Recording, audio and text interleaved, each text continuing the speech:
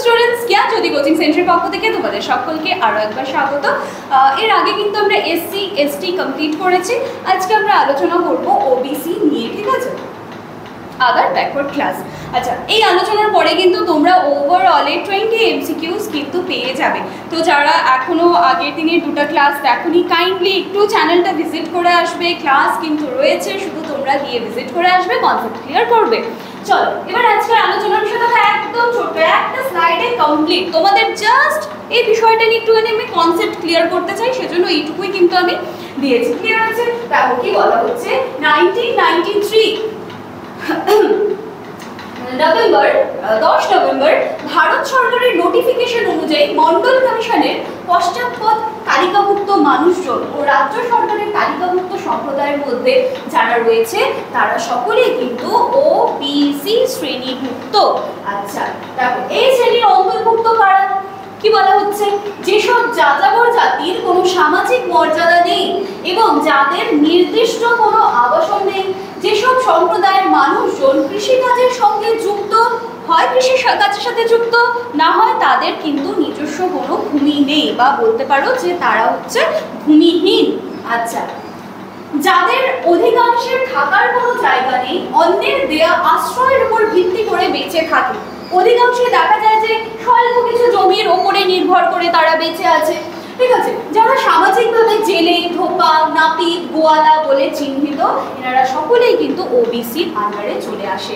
যে সম্প্রদায়ের ব্যক্তিদের চাকরির কোনো নিরাপত্তা নেই এবং যাদের গতানুগতিক বৃত্তি বর্তমানে অর্থ উপার্জনকারী নয়। তাহলে কি দেখছি, প্রতিটা রাজ্যে তাদের আঞ্চলিক বৈশিষ্ট্য এবং পরিস্থিতি অনুযায়ী কোন কোন সম্প্রদায়ের মানুষজনকে অন্যান্য পশ্চাৎপদ শ্রেণীর অন্তর্ভুক্ত কিন্তু করবে, সেটা তারা স্থির করে।